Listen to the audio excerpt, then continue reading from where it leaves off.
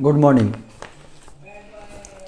पिछला क्लास में हम आप लोगों को सेट 12 बता रहे थे और आज के हम इस क्लास में सेट 13 की चर्चा करेंगे। हम सेट 13 क्या है, अभी तक हम आपको सेट 9 तक बता चुके हैं। उसके बाद 10, 11 बाकी है, फिर 12 और 13 बता दिए, 14 और 15 जो है बाकी रह जाएगा, फिर 16 से लेकर के 21 तक उधर बता चुके हैं। कुल मिलाकर के आपको और 4 सेट रह जाएगा, 10 और 11 और 14 और 15। तो 10, 11 नेक्स्ट वीडियो में आपको बताएंगे।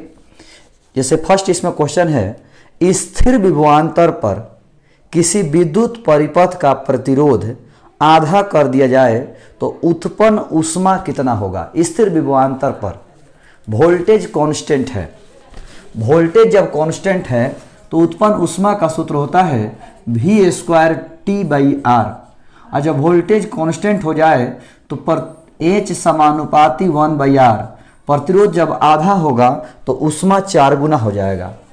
प्रतिरोध जब आधा होगा तो ऊष्मा 4 गुना हो जाएगा, क्योंकि प्रतिरोध आधा होगा तो ऊष्मा 2 गुना हो जाएगा, क्योंकि H समानुपाती 1/R है। तो जब प्रतिरोध आधा होगा तो ऊष्मा 2 गुना हो जाएगा। 1 का B कि किस आधार पे हुआ है, तो ऊष्मा का सूत्र होता है v² T/R। वोल्टेज कांस्टेंट है, तो वोल्टेज कांस्टेंट है तो H समानुपाती 1/R। तो जब प्रतिरोध आधा होगा तो ऊष्मा 2 गुना हो जाएगा। एम्पियर घंटा किसका मात्रक है? एम्पियर घंटा, एम्पियर घंटा। तो एम्पियर मतलब विद्युत धारा, घंटा मतलब समय, तो I Guna T, I Guna T होता है Q यानी आवेश। I गुना T क्या होता है? Q यानी आवेश। तो आवेश का मात्रक है एम्पियर घंटा।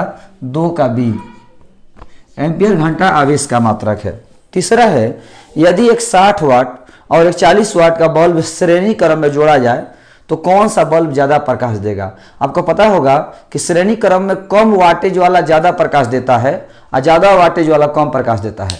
श्रेणी क्रम में कम वाटेज वाला ज़्यादा प्रकाश देता है और ज़्यादा वाटेज वाला कम प्रकाश देता है। यानी इसमें 40 वाट वाला ज़्यादा प्रकाश देगा और 60 वाट वाला कम देगा। Option number B. 4 नंबर, क्रमशः 2 ओम और 4 ओम के 2 प्रतिरोध ए और बी के समानांतर परिपथ से होकर एक विद्युत धारा प्रवाहित होती है, तो ए और बी में उत्पन्न ऊष्मा का अनुपात कितना होगा।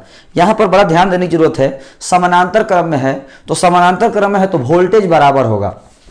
समानांतर क्रम में है, ये 2 गो सर्किट है,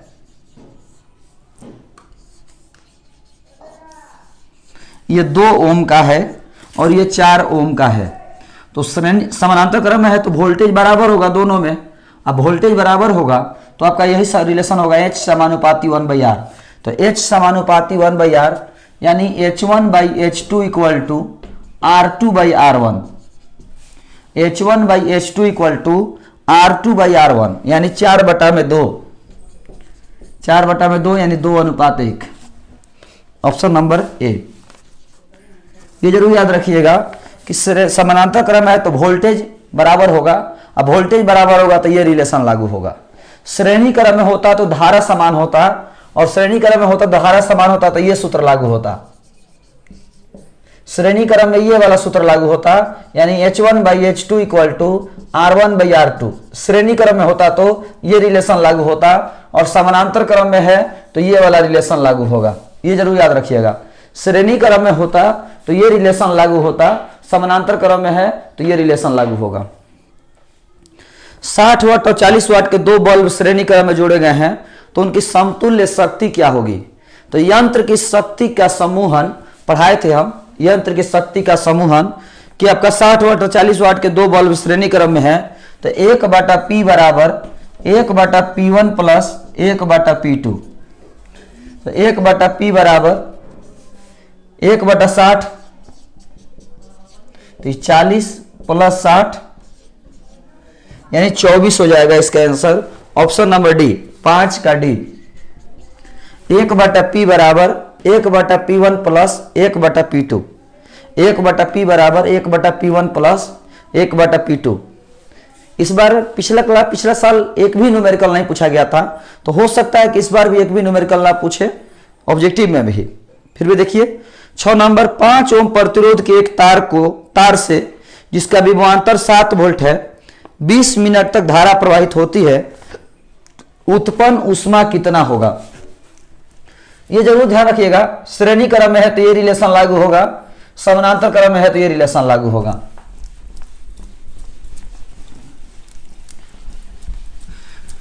आपका नेक्स्ट क्वेश्चन है कि 5 ओम प्रतिरोध के एक तार से जिसका विभवांतर 7 वोल्ट है 20 मिनट तक धारा प्रवाहित होती है, ऊष्मा कितना होगा। तो V² T/R, तो V का मान हो गया 7 × 7, T का मान 20 मिनट तो 20 × 60, R का मान 5, तो 5 का 20 गुना कर दीजिए, 7 × 7 = 49, अच्छा 4 का 24, 240। अब बाटा में 4.2 से भाग दे दीजिए, 4.2 से भाग दीजिएगा, सॉल्व करिएगा तो ये 2800 कैलोरी आएगा। अब एक सवाल आ सकता है आप लोगों का कि सर 4.2 से भाग क्यों दिए, तो इसको गुना कीजिएगा तो जूल में आएगा, इसको गुना कीजिएगा तो जूल में आएगा, और जूल को कैलोरी में बदलने के लिए 4.2 से भाग दिया गया है, तो 2800 कैलोरी, 6 का D। किसी परिपथ का वह गुण जो विद्युत ऊर्जा को ऊष्मा ऊर्जा में बदल देता है, यानी जिस गुण के कारण विद्युत ऊर्जा ऊष्मा ऊर्जा में बदलता है, जिस गुण के कारण विद्युत ऊर्जा ऊष्मा ऊर्जा में बदलता है, उस गुण को क्या कहते हैं, तो प्रतिरोध। जिस गुण के कारण विद्युत ऊर्जा ऊष्मा ऊर्जा में बदलता है उस गुण को हम प्रतिरोध कहते हैं। जिस गुण के कारण विद्युत ऊर्जा ऊष्मा ऊर्जा में बदलता है उस गुण को हम प्रतिरोध कहते हैं। 8 नंबर, विद्युत परिपथ की शक्ति होती है। विद्युत परिपथ की शक्ति होती है, विद्युत परिपथ की शक्ति का सूत्र होता है P = I² × R, P = V²/R, P = V × I। ये 3 सूत्र है, इसमें से देख लीजिए, तो V²/R 8 का C। 9 नंबर देखिए, धात्विक चालकों का तापमान बढ़ने से उनके प्रतिरोध पर क्या प्रभाव पड़ेगा। धात्विक चालकों का तापमान बढ़ने से प्रतिरोध पर क्या प्रभाव पड़ेगा। तो आपको पढ़ाए हैं कि धातु में अल्फा का मान धनात्मक होता है तो तापमान बढ़ने से उनके प्रतिरोध का मान बढ़ जाएगा। धातु में अल्फा का मान धनात्मक होता है जिससे तापमान बढ़ेगा तो प्रतिरोध का मान बढ़ जाएगा। ऑप्शन नंबर बी, 9 का बी। 10 नंबर देखिए, किसी विद्युत परिपथ का वह गुण जो विद्युत ऊर्जा को ऊष्मा ऊर्जा में अच्छा, ये तो पहले भी मिला है। 10 नंबर क्वेश्चन और 7 नंबर क्वेश्चन एक ही है, रिपीट हो गया है। 10 का डी रिपीट हो गया, सेम क्वेश्चन। 11 नंबर, विद्युत हीटर में जिस पदार्थ का उपयोग किया जाता है वो नाइक्रोम के तार है। विद्युत हीटर में नाइक्रोम का, जर्मन सिल्वर का, यूरेका का, कॉन्स्टेंटन का इस्तेमाल होता है। तो 11 का डी। 12 नंबर देखिए, किसी मकान में 2 बल्ब ए और बी में से ए अधिक प्रकाश देता है। बात को समझिएगा थोड़ा सा। मकान में मतलब समानांतर क्रम समूहन में, मकान में मतलब समानांतर क्रम समूहन में, मकान में मतलब समानांतर क्रम समूहन में। चलिए देखते हैं इस प्रश्न को। मकान में मतलब समानांतर क्रम समूहन में 2 बल्ब है ए और बी, समानांतर क्रम समूहन में 2 बल्ब है ए और बी, समानांतर क्रम समूहन में 2 बल्ब है ए और बी, जिसमें बी जो है, ए जो है अधिक प्रकाश देता है। कह रहा है कि ए जो है ज्यादा प्रकाश देता है, तो ए ज्यादा प्रकाश देता है मतलब ए को पावर ज्यादा मिल रहा है और बी को पावर कम मिल रहा है। ए को पावर ज्यादा मिल रहा है और बी को पावर कम मिल रहा है। अब हम लोग समझने की कोशिश करते हैं। समानांतर क्रम में सूत्र होता है P = V²/R। समानांतर क्रम में रिलेशन जो लागू होता है P = V²/R। तो फर्स्ट वाले को पावर ज्यादा मिल रहा है मतलब फर्स्ट वाले का प्रतिरोध कम है। फर्स्ट वाले का पावर ज्यादा मिल रहा है मतलब फर्स्ट वाले का प्रतिरोध कम है और सेकंड वाले को पावर कम मिल रहा है, मतलब सेकंड वाले का प्रतिरोध ज्यादा है, क्योंकि P बराबर वी स्क्वायर बाई आर होता है। और फर्स्ट वाले को पावर ज्यादा मिल रहा है, मतलब उसका प्रतिरोध कम है। और फर्स्ट वाले का पावर प्रतिरोध सेकंड वाले को पावर कम मिल रहा है, मतलब सेकंड वाले का प्रतिरोध ज्यादा है। तो A ज्यादा प्रकाश देता है, B कम, मतलब B का प्रतिरोध जो है ज्यादा है और A का प्रतिरोध कम है। तो किसका ज्यादा है? तो A का ज्यादा है प्रतिरोध, B का प्रतिरोध ज्यादा है। 12 का B। एक बार फिर से समझिएगा, दो बल्ब है A और B। A ज्यादा प्रकाश दे रहा है, मतलब A को पावर ज्यादा मिल रहा है और B को पावर कम मिल रहा है। तो पावर ज्यादा मिल रहा है, इसका मतलब प्रतिरोध कम है। पावर ज्यादा, यही सूत्र लागू होता है समानांतर क्रम में। समानांतर क्रम में यही रिलेशन लागू होता है। तो A को पावर ज्यादा मिल रहा है, मतलब A का प्रतिरोध कम है, उल्टा है। अब B को पावर कम मिल रहा है, मतलब B का प्रतिरोध ज्यादा है। तो B का प्रतिरोध ज्यादा है और A का प्रतिरोध कम है। 13 नंबर, दो बल्ब क्रमशः 15 वाट 220 वोल्ट, दूसरा 60 वाट 220 वोल्ट की क्षमता के हैं। उनका फिलामेंट के प्रतिरोध का अनुपात कितना होगा? बहादुर, सिंपल सी बात दिया हुआ है, आप समझने की कोशिश करें।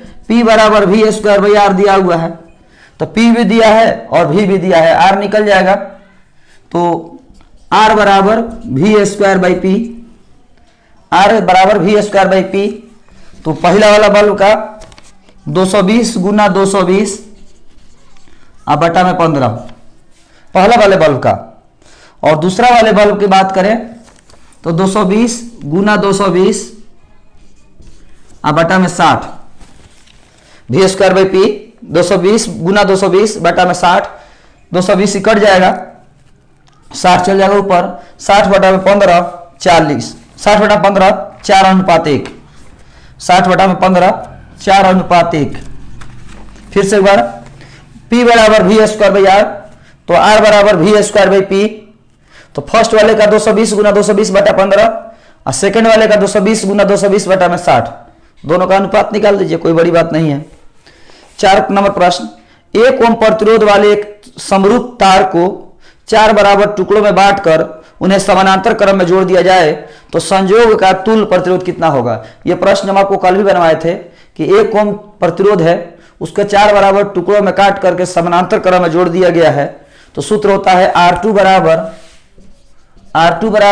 R1 बटा n स्क्वायर, तो 1 बटा में 4 स्क्वायर, मतलब 1 बटा में 16। तो 14 का D। ये आपका सेट 13 में 14 का ऑब्जेक्टिव था, कंप्लीट हुआ।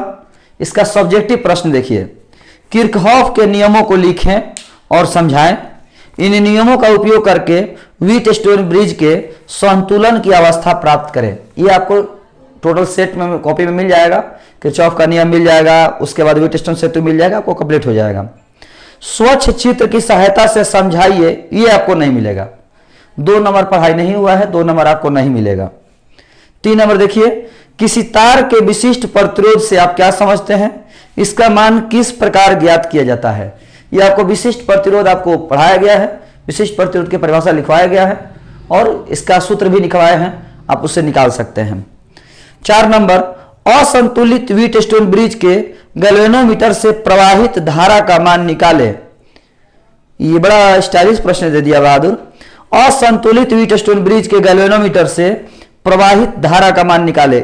यहां तक के जो प्रश्न का आंसर है वो कहां होगा, वो सुनिएगा, थोड़ा सा ध्यान सुनिए।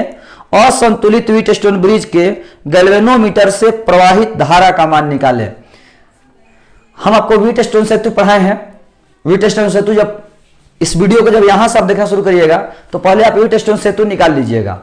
और व्हीटस्टोन सेतु में देखिएगा 4 समीकरण पढ़ाए हैं, समीकरण 1, समीकरण 2, समीकरण 3 और समीकरण 4।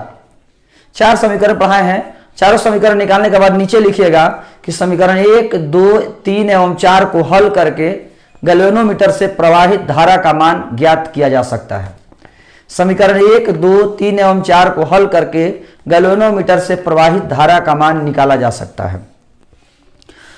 इसके बाद इसी में आगे प्रश्न दिया हुआ है, किसी विभवमापी से 2 सेलों के विद्युतवाहक बल की तुलना करने के सिद्धांत को समझाइए।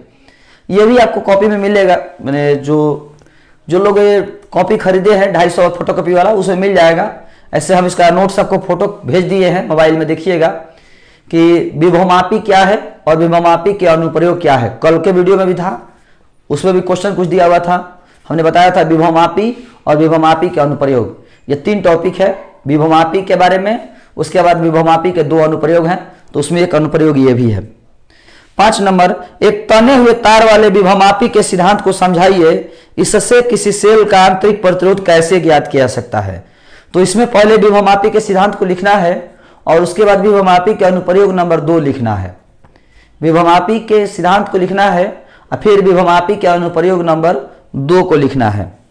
6 नंबर, किसी प्रतिरोधक से विद्युत धारा के प्रवाह के कारण विमुक्त ऊष्मा का परिमाण के लिए व्यंजक प्राप्त करें। यानी ये वाला सूत्र आपको सिद्ध करने के लिए कह रहा है, H बराबर I² RT, इस सूत्र को सिद्ध करने के लिए कह रहा है। तो इसका आंसर सुन लीजिए, प्रश्न ये आपका सूत्र सिद्ध करने के लिए कह रहा है।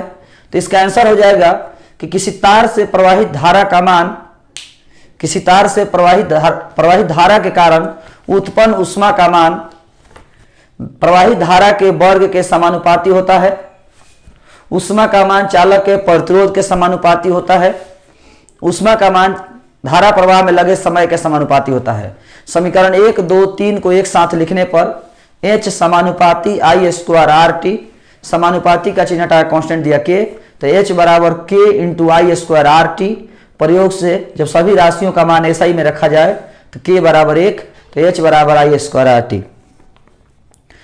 इसके बाद 7 नंबर, महत्तम शक्ति प्रमेय को लिखें, इससे प्रमाणित करें। महत्तम शक्ति सिद्धांत लिखने के लिए और उसे सिद्ध करने के लिए कह रहा है। इसके बाद 8 नंबर, प्रतिरोधों के श्रेणी क्रम संयोजन और समानांतर क्रम संयोजन में तुल्य प्रतिरोध के लिए व्यंजक स्थापित करें। यानी प्रतिरोधों के श्रेणी क्रम समूहन और समानांतर क्रम समूहन दोनों के लिए सूत्र स्थापित करने के लिए, फॉर्मूला निकालने के लिए कह रहा है। श्रेणी क्रम समूहन और समानांतर क्रम समूहन के लिए सूत्र निकालने के लिए, सूत्र स्थापित करने के लिए कह रहा है। तो आज के इस क्लास में इतना ही, इस वीडियो में इतना ही। नेक्स्ट वीडियो में हम आपको सेट 10 और सेट 11 लेकर के मिलेंगे। धन्यवाद।